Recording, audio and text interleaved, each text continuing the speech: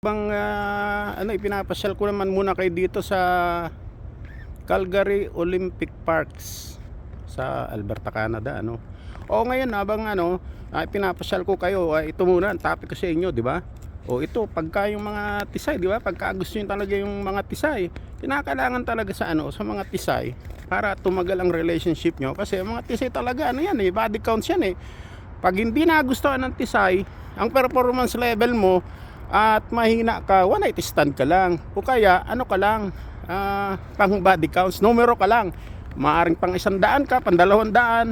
O yan ang reality dito. Kaya okay dito, wala dito mga forevermore na mga isipin mo, nakita ko ng forevermore ko si tisay. Hindi, pag mahina ka, below performance ka, iwan ka. Kaya kinakailangan talaga pag antisay ang mo, yan, naano ko yun dito sa tower para nakita nyo. Pag tisay talaga ang jojowain nyo, kinakailangan talaga masyado kayong yung tawag dun, yung adventurous, yung wag lang isang position.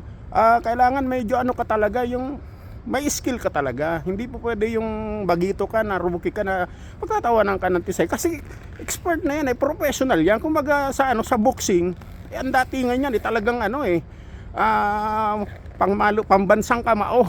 Ikaw ay ka lang, parang pantabi-tabi. O kaya kailangan talaga may aral ka.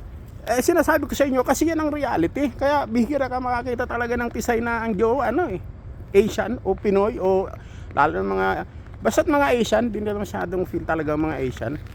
Sa lang yon, sa mga YouTube, ganon.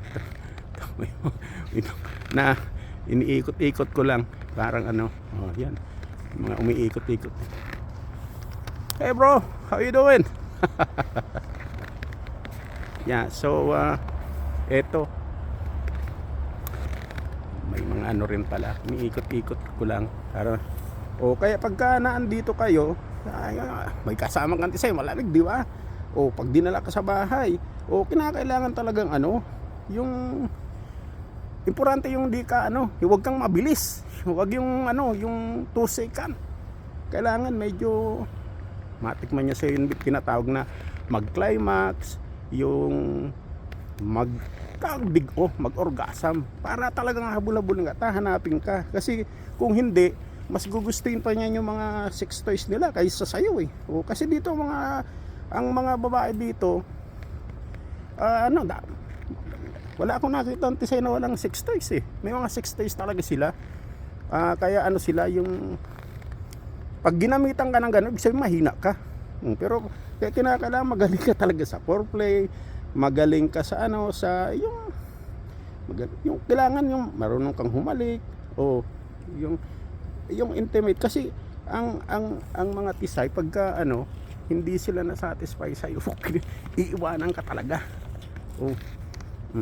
Kala ko walang tao, may mga rin pala nagbabantay din.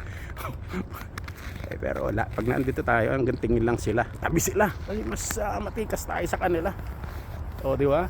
Tony Canadian Rockies, kahit saan, kahit saan panig ng mundo ang Pinoy, Lodi, di ba?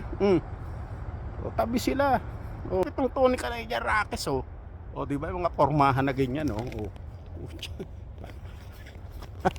yan, kaya pagka sinasabi ko sa umano kayo talaga ng tisay para yung maging intimate, medyo kailangan talagang masasatisfy mo siya. Kasi pag hindi niya naranasang mag-orgasm, wala yung climax, 2 second, wala, panis ka, iiwan ka.